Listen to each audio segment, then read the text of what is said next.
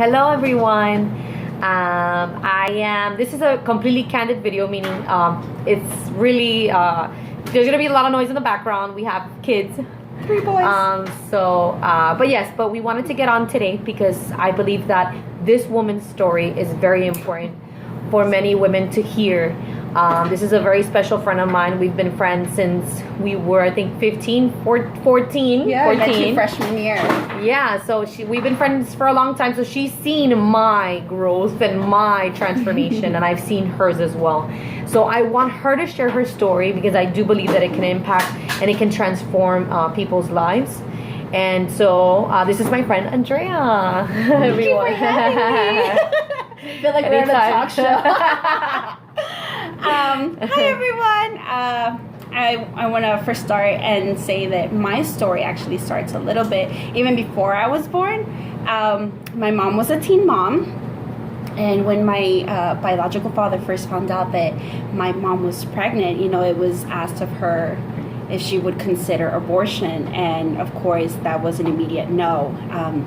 Not just from my mom, but her family, my grandparents, and aunts and so on. So that starts off by there. So I thank God every day that my mom didn't make that decision, because otherwise I wouldn't be here to even say this story, really. I also wanted to mention that, like my friend here, she had experienced her abuse. I actually have 2 different kinds of abuse that I had dealt with. One being physical, where I was hit, and it was by a family member, and the other one was also sexual, which was by a close relative. So I want to start off with the sexual one, because that's the one that kind of got the ball rolling as to future things. And this one incident, I was maybe 10 years old, and though I didn't really realize that it was going on at the time, because a lot of times I was asleep, and so it wasn't something that really I caught on to until my mom even brought it up, and I was like, now that I think about it, I do remember waking up and having this person in my room for no reason in my head. And immediately after my mom had asked me that night, I really realized what had gone on, and I remember just being completely frozen from what was going on, and not knowing how to act and what to do, and I just kind of just let it happen.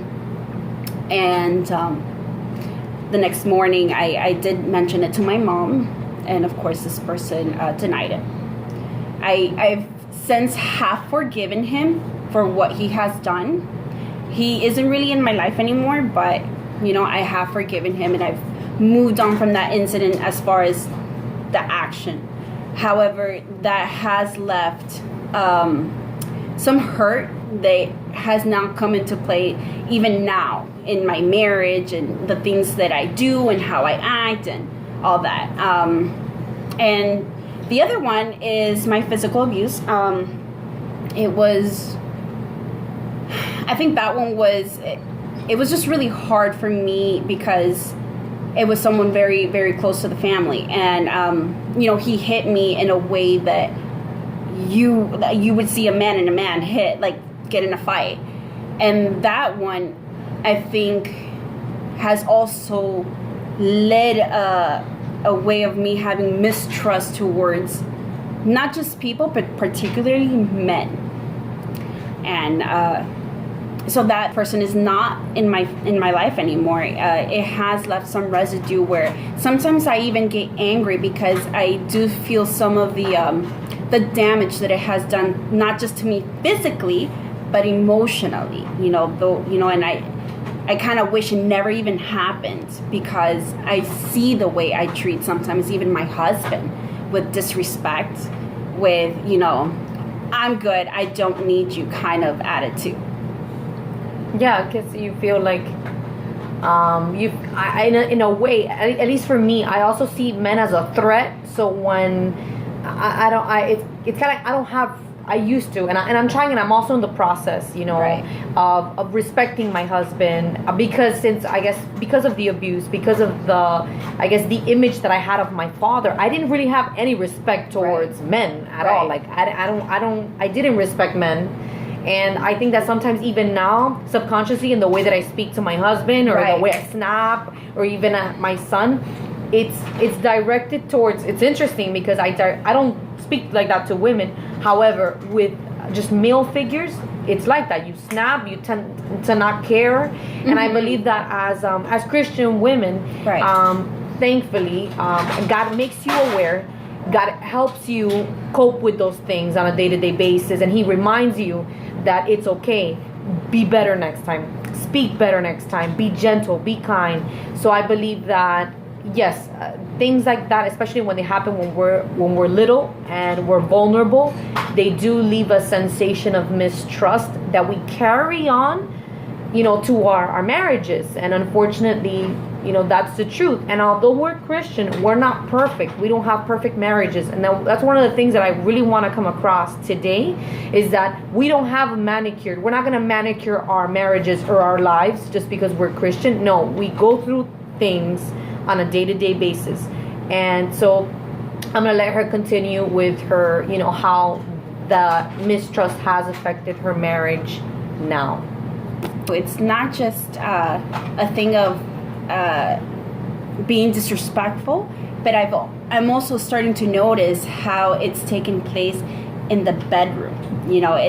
Sometimes my husband's like, "Hey, do you want to?" Yeah, I know. And I'm Trust like, me. Stop right there. No. Yeah, because it feels. I remember that at least in my marriage, I don't feel so much as my husband is gonna, hurt me. But sometimes deep inside, I feel like, oh wait, that didn't feel right. It's like a touch, like a specific touch. It doesn't necessarily bring, for me in my case, it doesn't necessarily bring a flashback of the past, but it kind of feels dirty. It doesn't feel, I guess, clean. And although I know it's supposed to happen in marriage, we're supposed to touch each other in marriage, or while we're having sex, or entering that moment of heat. However, sometimes it just doesn't feel clean. It doesn't feel like I don't know, like pure. Yes, it's like this sensation where it's like distorted. Yeah. Our sex lives now, I think for me, especially being a Christian woman and going through the transition of not being Christian, right? Sex takes on a different. It's just different. It's supposed to be something that's beautiful, but also what affects our image of sex within marriage is the fact that promiscuity in the past also perverts everything else in marriage. Absolutely. So yes, a sensation, if your husband touches you a certain way, it might remind you, and especially if you've gone through that, it could remind you, and it's normal if it reminds you of. Yeah, I go through that too. I mean, sometimes he'll just, for example, he'd go like this, and I'm like, ooh, that does not sit right. Like, please. And I know my husband loves me, and it's just his way of showing his love for me. But it's not that I'm rejecting him and his love. It's just that kind of brings back bad memories that I right now haven't completely healed from. And I'm still trying to go through that process of healing, and it's hard because you don't want to look back and realize how much you've hurt, how much these people have sinned against you, and you were little, they took advantage of you, and you don't know how to process that, and you just think, man, if I just push it aside, it's not going to bother me, it's not going to affect me. But it really slowly starts to reappear, and it'll start to resurface, and it'll start affecting you in areas that you didn't even realize. Man, wow, like this really goes back to this time, and even before that, this time. So I have to. I think that you said something that was key, and it's heal. And we tend, or at least me as well, I thought that maybe that's already in the past, so it's not gonna affect me as much. It does affect us. The reality is that it will affect you, and if you don't learn how to deal with it now and face that past now, you will have to deal with it, and it's gonna come out in your marriage. It can come out in other relationships. It doesn't even have to be just your marriage. You can probably take it out on your kids and you don't even know it. Right. You're probably already right now taking it out on your kids and you don't even know it. So I urge you today that if you don't have anyone to speak to, or if you haven't had the courage to face any traumas or anything that happened to you when you were a child, today's the day. Today's the day to pray. If you have absolutely no one, the best thing to do would be to just go to your room, close the door, be in private and have a moment with God. Right. Just talk to God. Bring your troubles, your sadness, all of it. Bring it to God. Bring it to His presence and just ask Him to begin a healing process. And I know that He will begin to bring people into your life that can help you to that process. He will begin to bring people that will pray over you, that will pray over your life. And today I do want to take the time to pray over your life and declare a divine healing in emotionally, mentally, and in every way. And I wanted to add something to what you had mentioned about going into the room and praying.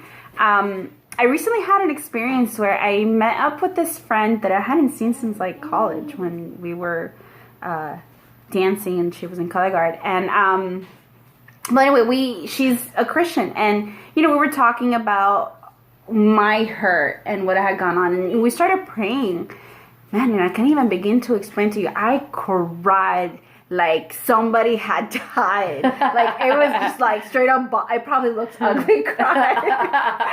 but as we're crying, I feel like this sensation of like a hug, like someone was going like this to me. Oh. And I was like, I knew immediately that was God. Like, and it's okay to go into your room and just let it all out.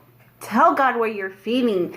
Say, explain to Him, man, I'm hurt. Why am I hurting from this? Or how can I heal from this? Or what do I need to do?